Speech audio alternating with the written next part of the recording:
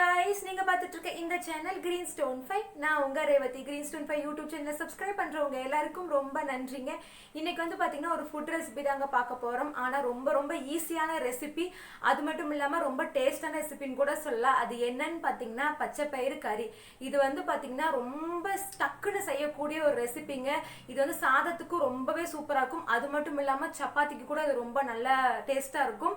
இது வந்து பாத்தீங்கன்னா கோயம்புத்தூர்ல ரொம்பவே ஸ்பெஷல்னு சொல்லலாம். அப்படிப்பட்ட இந்த ரெசிபியை வந்து ஒவ்வொருத்தவங்க ஒவ்வொரு மாதிரி செய்வாங்க. நான் வந்து என்னோட ஸ்டைல்ல இதை செஞ்சு காமிக்கிறேன்.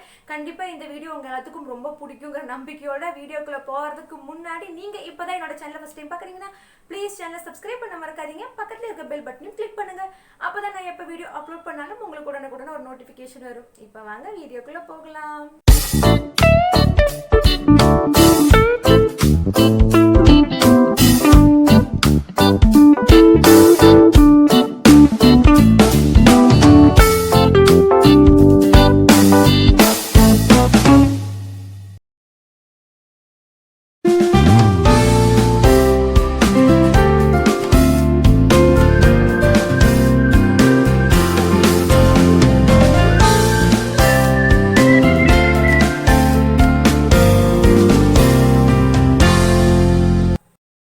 வந்து ஃபஸ்ட்டு கொஞ்சம் லைட்டாக வறுத்துட்டு நம்ம வேக வைக்க போகிறோம்.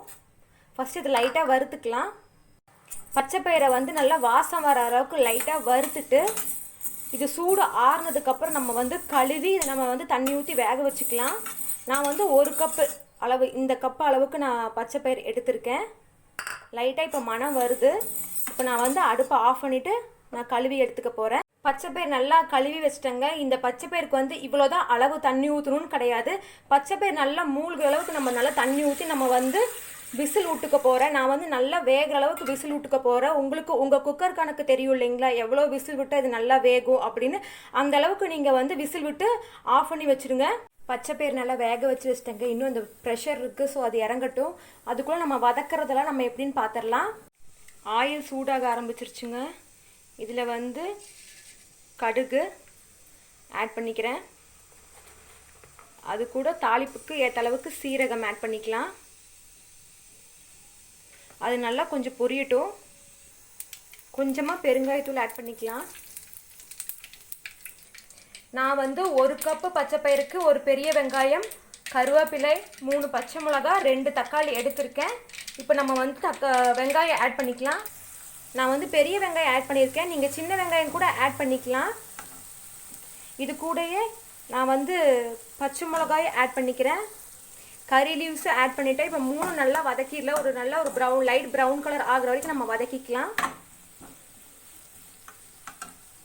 வெங்காயம் நல்லா கோல்டன் ப்ரௌன் கலர் ஆயிடுச்சு. இப்போ நம்ம தக்காளியை ஆட் பண்ணிக்கலாம்.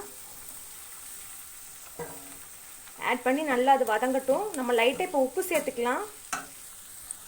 உப்பு ஆட் பண்ணிட்டேங்க. இப்போ நல்லா தொக்கு மாதிரி நல்லா வதங்கட்டும். பச்சை பயிர் நான் சொன்னேன் இல்லைங்களா, நல்லா வேக அளவுக்கு நல்லா சூப்பராக வெந்துருச்சு. இப்போ வந்து பார்த்திங்கன்னா இங்கே தக்காளி நல்லா தொக்கு மாதிரி ஆக ஸ்டேஜ் ஆகிடுச்சு. இன்னும் ஒரு 2 நிமிஷம் ஆனதுக்கப்புறம் இந்த பச்சை பயிர் நம்ம ஆட் பண்ணிட்டு தான் நம்ம எல்லா ஸ்பைசஸும் ஆட் பண்ண போகிறோம். நல்லா தொக்கு மாதிரி ஆயிடுச்சு. இப்போ நம்ம பச்சை பயிரை ஆட் பண்ணிக்கலாம். நான் பச்சை பயிரை ஆட் பண்ணிவிட்டு இதில் வந்து 1 டம்ளர் தண்ணியும் ஆட் பண்ணியிருக்கேன்.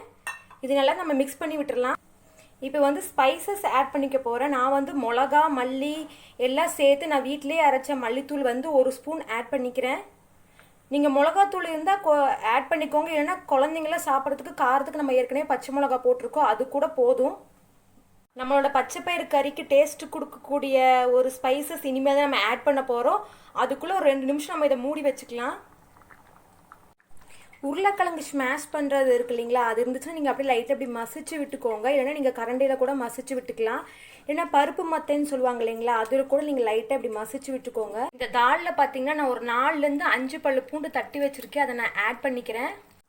அதில் வந்து 1லேருந்து 1.5 ஸ்பூன் அளவுக்கு நான் மட்டன் மசாலா ஆட் பண்ணிக்கிறேன். இந்த 2ம் தாங்க இந்த டிஷ்கே வந்து ஒரு சூப்பரான ஃப்ளேவர் அண்ட் டேஸ்ட்டு கொடுக்கக்கூடியது. இது நல்லா நம்ம மிக்ஸ் பண்ணி விட்டுட்டு ஒரு நிமிஷம் அந்த பூண்டோட ஸ்மெல் வரும் பாருங்கள். நீங்கள் மூடி வச்சதுக்கப்புறம் அது வர வரைக்கும் ஒரு 1லேருந்து 2 நிமிஷம் மூடி வச்சுருங்க. உப்பு எல்லாம் கரெக்டாக இருக்கான்னு பார்த்துட்டு மூடி வச்சுருங்க. 2 நிமிஷம் ஆச்சுங்க. இப்போ நம்ம ஆஃப் பண்ணிடலாம்.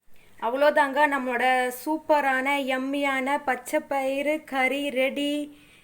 இது வந்து நீங்கள் கண்டிப்பாக ட்ரை பண்ணி பாருங்கள். ரொம்ப ஈஸி பட் ரொம்ப டேஸ்ட்டாக இருக்கும். கண்டிப்பாக ட்ரை பண்ணி பாருங்கள். அவ்வளோதாங்க, பச்சைப்பயிறு கறி ரெடி. ரொம்ப சிம்பிளாக ஈஸியாகவே செஞ்சிடலாம் இந்த பச்சைப்பயிறு கறியை. கோயம்புத்தூர் ஸ்பெஷலான இந்த பச்சைப்பயிறு கறியை வந்து இனி உங்கள் வீட்லேயும் ஸ்பெஷலாக இருக்கும் நான் நம்புகிறேன். இதை வந்து நீங்கள் மதியமே ரைஸ்க்கு சமைச்சு வச்சிட்டிங்கன்னா நைட்டுக்கு வந்து சப்பாத்திக்கும் இந்த கறி வந்து ரொம்பவே யம்மியாக இருக்கும். கண்டிப்பாக இதை நீங்கள் வீட்டில் ட்ரை பண்ணி பாருங்கள். உங்கள் எல்லாத்துக்கும் பிடிக்கும் நான் நம்புகிறேன். பிடிச்சிருந்தா கீழே கமெண்ட் பாக்ஸில் கமெண்ட் பண்ணுங்கள். என்னோட சேனலை மறக்காமல் சப்ஸ்கிரைப் பண்ணுங்கள். இன்னும் சூப்பரான வீடியோவில் உங்களை சந்திக்கிறேன். until then it's bye from Revathi. நீங்க பார்த்துட்டு இருக்க இந்த சேனல் கிரீன் ஸ்டோன் 5.